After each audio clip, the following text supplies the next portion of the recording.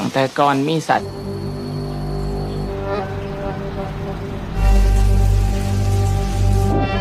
น้ำปลาน้ำเขา Film ini diawali dengan prolog saat 2018, tim dokumenter berkeliling Thailand untuk menyelidiki kehidupan para dukun. Dan akhirnya tim dokumenter ini memutuskan untuk mengikuti kesehariannya seorang dukun bernama Nim, dan inilah bengetnya. Nim mengatakan bahwa ada banyak sekali dewa, dan saat ini di dalam tubuh Nim dirasuki dewa bayan. Para penduduk juga banyak yang berdoa pada dewa ini. Dewa bayan adalah dewa baik yang memberkati desa saat itu. Selain itu, dewa bayan hanya merasuki wanita dan ini turun-temurun. Nenek Nim juga dulunya seorang dukun dan dirasuki dewa bayan. Banyak warga desa yang datang kepadanya untuk menyembuhkan penyakit ringan. Setelah itu, dewa bayan diwariskan kepada saudari Nim yaitu Noi. Tapi Noi menolak dan tak percaya kepada hal tersebut. Lalu dewa bayan diwariskan kepada Nim hingga saat ini. Nim menceritakan awal kisahnya dirasuki oleh dewa bayan. Awalnya ia merasakan rasa sakit yang luar biasa hingga ingin bunuh diri. Setelah ia pasrah dan menjalankan ritualnya, ia pun sembuh dan menjadi dukun hingga sekarang. Dan film dengan judul The Medium pun dimulai. สามีของไอ้น้อย Saat ini, kameramen kita dan Nim hendak pergi ke pemakaman adik iparnya yaitu Noi. Nim berkata bahwa keluarga Noi tewas satu persatu dengan tragis. Suaminya Noi meninggal karena kanker tanpa ia ketahui. Kakeknya meninggal ditimpuki batu sampai mati. Pabrik ayahnya dibakar sengaja demi asuransi. Dan putra pertamanya meninggal juga karena kecelakaan. Di perjalanan tiba-tiba mereka melihat mayat tergeletak, tapi mereka membiarkannya begitu saja. Setelah sampai, ada saudaranya Nim bernama Manit. Ia memiliki istri dan anak. Selain itu, kita diperlihatkan anak dari Noi yang cantik bernama Ming. Setelah acara selesai, Nim menemui Min atau adik sepupunya atau anak si Noi lah yang hendak tidur dan juga seorang nenek-nenek yang diam saja dengan tatapan kosong.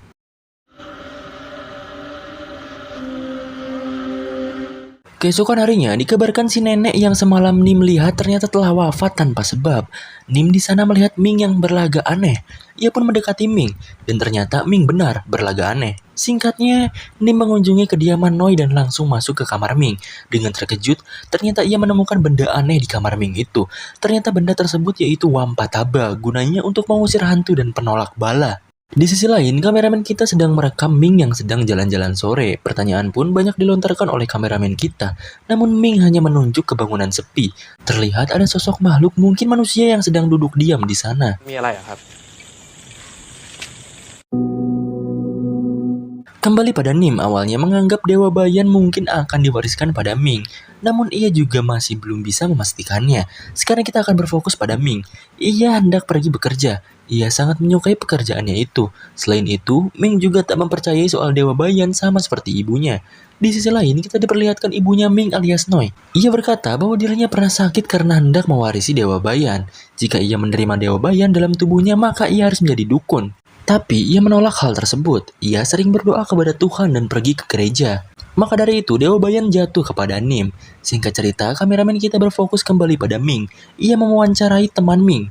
Teman Ming bilang bahwa Ming akhir-akhir ini bersifat aneh dan kekanak-kanakan. Ia juga menunjukkan video Ming yang sedang membuat mewek anak orang lain.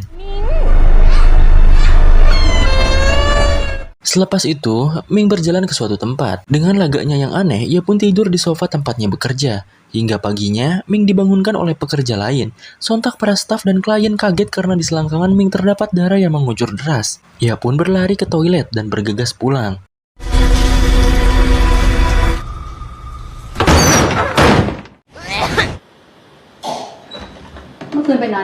Noi selaku ibunya Ming mendatangi saudaranya Manit. Ia berbicara mengenai Ming yang belakangan ini sangat aneh. Manit hanya memberitahu bahwa Ming akan mewarisi dewa bayan.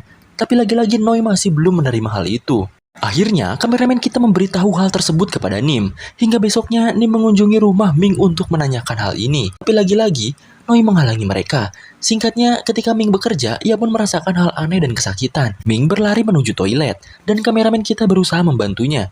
Ming akhirnya dipanggil atasannya, ia akhirnya diusir dan dipecat oleh atasannya itu. Ia pun pergi dengan penuh kekecewaan dan mengunjungi tempat persiapan festival yang akan ia ikuti nantinya. Saat itu, ia menggosok-gosokkan lengannya ke congornya cuy. Tiba-tiba saja darah pun menghiasi giginya menjadi merah.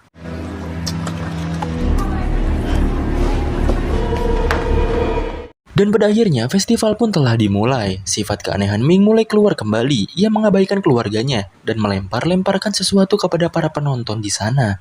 Saking anehnya cuy, besok harinya pun ia malah kembali ke tempat kerja padahal Ming sudah dipecat dari kantornya. Lantas Ming pun diusir. Dan parahnya atasannya memperlihatkan CCTV Ming yang sedang mantap-mantap di kantor saat malam hari. Hal inilah yang membuat Ming dipecat. Ming akhirnya nangtung ngelang-layung alias sudah tidak jelas rasaan lagi. Tatapannya pun berubah menjadi mengerikan dan wajahnya mulai pucat cuy. Noi mencari anak putrinya itu. Tanpa disangka-sangka, Ming sudah tergeletak lemas di kamar mandi dengan selangkangan penuh darah tanpa sebab apapun. Dengan sangat panik, Noi pun membawa Ming ke rumah sakit. Tak lama kemudian, Nim pun datang. Noi meminta Nim untuk membantu Ming agar tidak kerasukan lagi, walaupun harus mengadakan ritual sekalipun, dan berbelok dari kepercayaan Noi. Tapi Nim berkata bahwa Ming bukan dirasuki oleh Dewa Bayan. Lantas, Nim pun langsung bergegas untuk pergi. Nim dan Manit berusaha masuk ke dalam kamar Ming. Di sana Ming diberi petunjuk, mungkin saja kakaknya Ming lah yang mengganggu Ming. Singkatnya, Noi sudah memutuskan bahwa Ming harus diritualkan. Akhirnya Ming dibawa ke suatu tempat untuk melakukan ritual itu. Tapi Nim yang tiba-tiba datang menghadang proses ritualnya.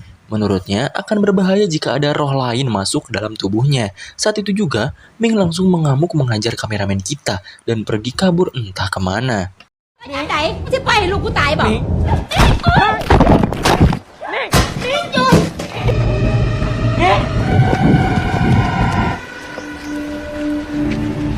Ming yang menghilang dicari oleh para warga. Sementara itu, Noi yang bangun dari pingsannya memohon pada Nim untuk membantu mencari Ming. ต้องไปขอขมาท่าน แต่ป้าเชื่อว่าย่าก็จะมีเมตตา Nim akhirnya membawa Noi untuk meminta jalan dan berdoa kepada patung Dewa Bayan. Setelah pulang, Nim, Noi, dan Manit mengumpulkan barang-barang sampah yang dikumpulkan oleh Ming di kamarnya. Benda-benda itu memiliki jejak hantu dan sangat bau tentunya. Singkatnya, ritual pun dilaksanakan oleh Nim seorang diri. Ia tanpa mengenal waktu memanjatkan pertolongan untuk kembali menyadarkan Ming. Sekian lama Ming menghilang, tak ada kabar lagi, bahkan pihak berwajib pun tak kunjung menemukan Ming. ป้าก็เป็นห่วงลูก Hingga suatu ketika, Nim memecahkan telur dengan isi hitam yang menurutnya mengandung petunjuk yang ternyata semua ini tak ada hubungannya dengan kakak Ming. Tapi Nim menemukan titik di mana Ming berada. Ia pun menyusuri semak-semak yang tinggi dan menemukan suatu bangunan kosong yang tinggi juga.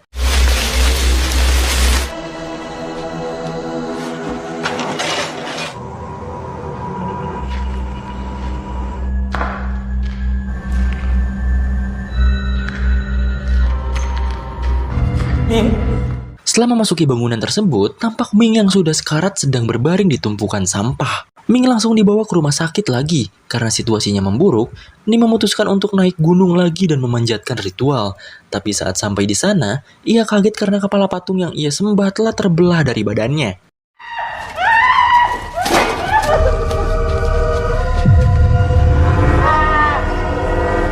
Sedangkan di rumah, Ming sudah kesetanan, langsung memberontak dengan ganas. Ketika Nim datang, Ming pun mengumpat saat ditanya siapa ia sebenarnya. Ming pun semakin ganas ketika Nim memanjatkan doa, sehingga Ming harus diikat dan jarinya dicelupkan ke air putih. กูถามว่า ก็ลองถ่ายดูสิ Tampak cairan hitam keluar dari jarinya. Doa pun terus dilakukan oleh Nim, sampai Ming muntah cairan hitam sangat banyak.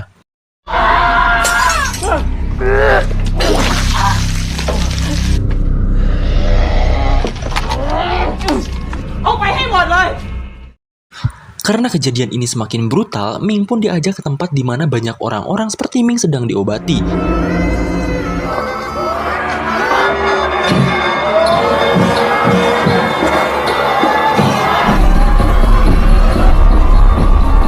Di sana ada dukun paling sakti yang akan membantu Nim.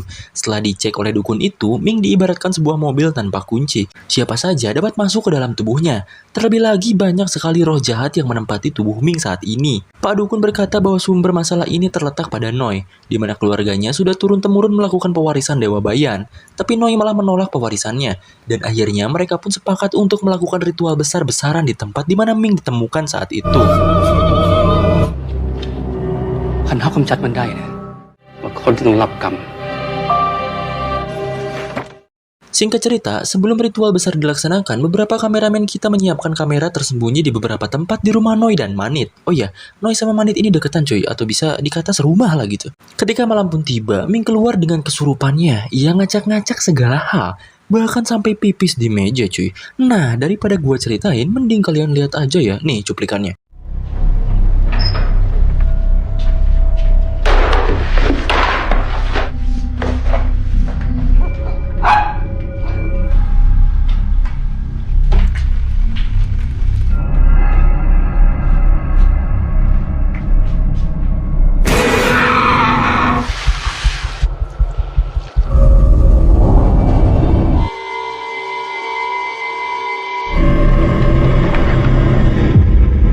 Kameramen kita melaporkan kejadian ini kepada Manit dan Noi. Mereka sangat kaget karena hal ini sangat menyeramkan dan menjijikan. Tapi Noi tetap kekeh akan tinggal serumah dengan putrinya. Karena bagaimanapun ia tetap anaknya gitu. Tak sampai di situ, Ming juga mengganggu Manit dan istrinya saat tertidur. Karena hal itu, Manit akhirnya mengunci pintu kamar Ming dari luar.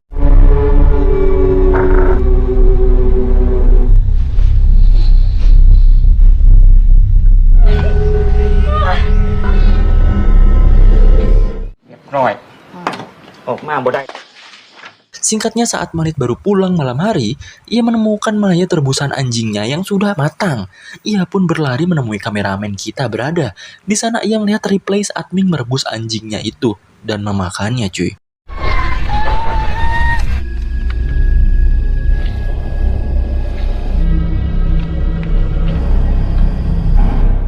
Manit melihat kamera lain, terlihat Ming yang sedang membawa bayi atau anak dari Manit. Dengan panik, Manit langsung berlari panik dan mencari bayinya.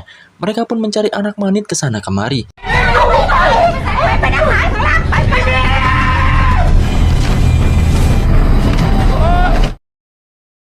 Dan beruntung anak Om Manit ini tak terluka. Tapi sepertinya anak Om Manit ini ngegulutuk karena ditemukan di bawah tanah.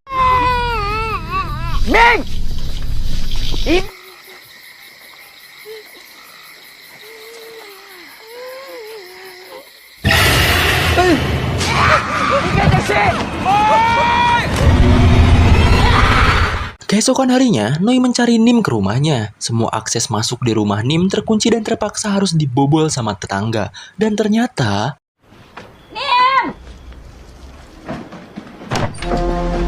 Nim telah tewas. Di pemakaman Nim, Noi bertanya perihal kematian Nim pada Pak Dukun itu. Tapi ia hanya membisu dan memerintah muridnya untuk bersiap melakukan ritual besar yang sudah mereka jadwalkan.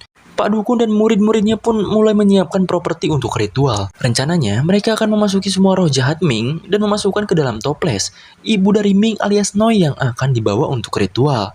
Sedangkan Ming dikunci di kamarnya dan boleh dibuka setelah arahan dari Pak Dukun nanti. Setelah itu, mereka juga membakar semua barang yang ada sangkut pautnya dengan Ming. Noi sebagai ibu dari Ming, kepalanya ditutup dan dibawa ke tempat itu. ออกจากไปที่เด็ดขาด Ketika malam mulai tiba, ritual pun dimulai. โอ้สิปลุกพญาเมินพญาเมินกระสะเทือน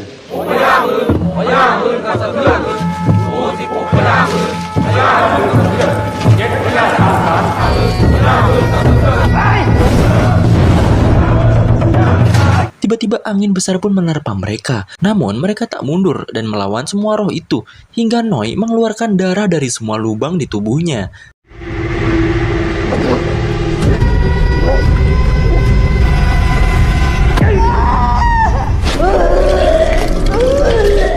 Setelah kejadian itu, di rumah Noi terdapat 3 orang yang menjaga Ming. Ada istri dari Manit, salah satu murid Pak Dukun dan pria yang memegang kamera ini. Saat itu juga, istri si Manit ini mendengar suara asli Ming. Ia menyangka bahwa Ming telah sadar. Selain itu, ia juga mendengar suara tangisan anaknya di dalam kamar Ming. Padahal jelas-jelas anaknya di sebelahnya. Istri si Manit ini mulai terpengaruh dan memaksa untuk membuka pintu Ming. Dan tiba-tiba... gentong untuk menyerap roh itu pun berhenti bergerak. Pak Dukun pun berlagak aneh dan tertawa terbahak-bahak, lalu ia pun menjatuhkan dirinya ke lantai dasar hingga mati.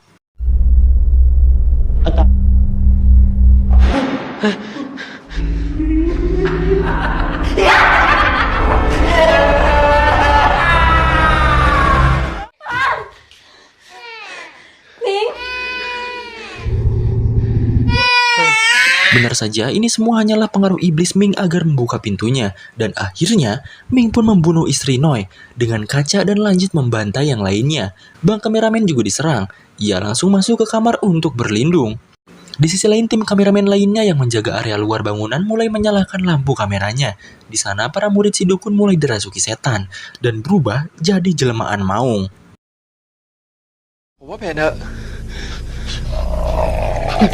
Dan kameramen satunya berhasil dimakan oleh jelmaan itu. Kembali ke rumah Noi, kameramen kita berusaha kabur dari rumah itu. Namun si Ming yang lagi asik menyantap bayi Manit menoleh ke arahnya dan mulai mengejar kameramen kita. Akhirnya kameramen kita yang satu ini telah tewas.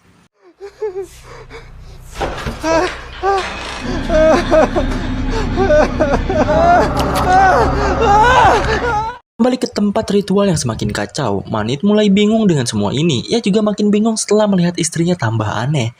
Noi memerintah para muridnya di sana yang masih waras untuk mengumpulkan toples yang sudah rusak. Setelah dikumpulkan, mereka pun berdoa kembali kepada Dewa Bayan. Di sisi lain, kameramen kita masih dikejar-kejar oleh jelmaan maung. Ia akhirnya tertangkap dan disantap hidup-hidup. Tiba-tiba harimau itu pun menunduk dan datanglah seseorang di balik sana.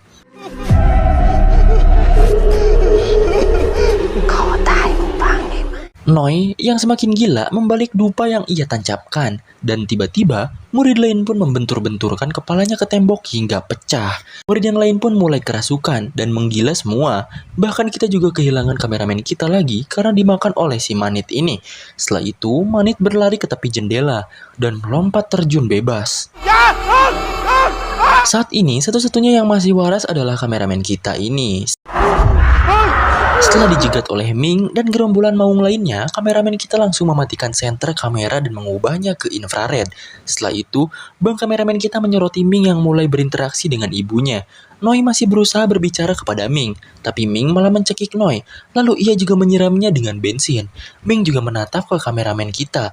Kamera lalu berbalik ke arah tembok, yang menggambarkan bahwa semuanya telah dibakar hidup-hidup. Dan film pun tamat. Kita diberi tambahan scene, yaitu wawancara terakhir kameramen kita dengan Nim. Nim sudah pasrah dengan keadaan. Ia juga tak akan bisa membantu proses ritual Ming nanti. Ia juga bercakap, seperti ini layaknya sudah mengetahui kapan ia akan mati. Ming juga berkata bahwa sejujurnya, ia juga ragu dan tak percaya kepada Dewa Bayan. Dari sini kita belajar bahwa kameramen gak selalu selamat cuy.